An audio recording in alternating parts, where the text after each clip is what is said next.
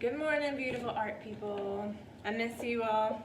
I wish we were all in the classroom doing the same thing together, but unfortunately we're not, and we're just going to make the best out of it.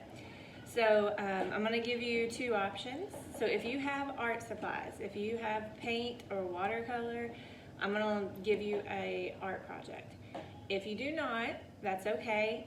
If you find yourself or parents at Walmart or something and Hobby Lobby is still open, and you can go get some paints. Watercolor is going to be the cheapest.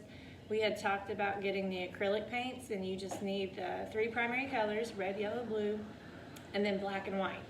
So if you could do that and then get some paint brushes, that would be great. Here's Leo. He's my cat. He's coming in here to join us. But anyways, I'm going to show you some cheap ways to create canvases if you have the paint. If you have watercolor, you need to paint on white paper as much as possible. And then if, Brandon, you'll have to get the cat. Sorry, he's nosy. And if you have acrylic paint, you can paint on paper, it will wrinkle up. I'm going to show you a cheap way to get some canvases. So we've got cereal boxes and cracker boxes, things like that. You can cut those up and use not the outside, but the inside of them. And so like this cracker box is going to give a really good square. So you can cut those up. You can use the spine as good painting samples. You know, you could do value grids on them or mixed paint on these or whatever. So you use all parts of your box, and you can just cut that up.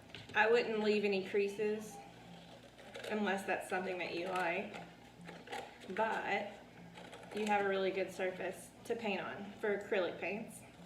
You could probably do watercolor as well. On this, it just won't be as bright. So we've got this, okay? So you can do all different sizes and use this to paint on. I'm recycling, which is good.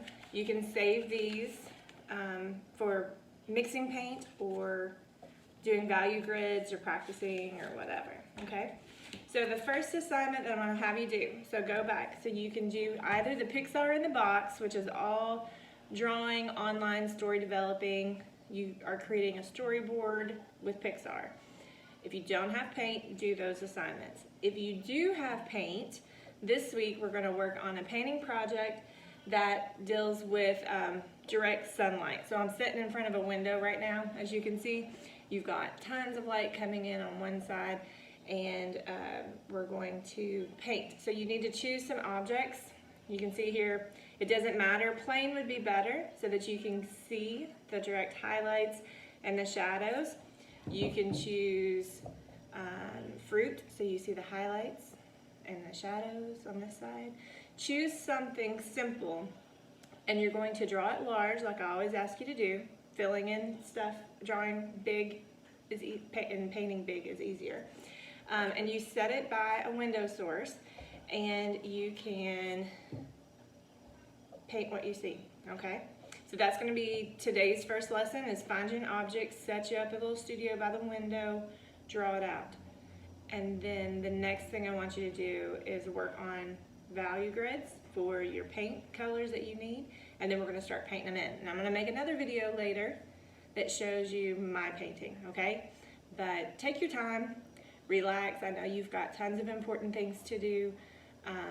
I don't want you to rush through this. I don't want you to feel stressed. Let art help you during this time. It should be relaxing, so please do not stress.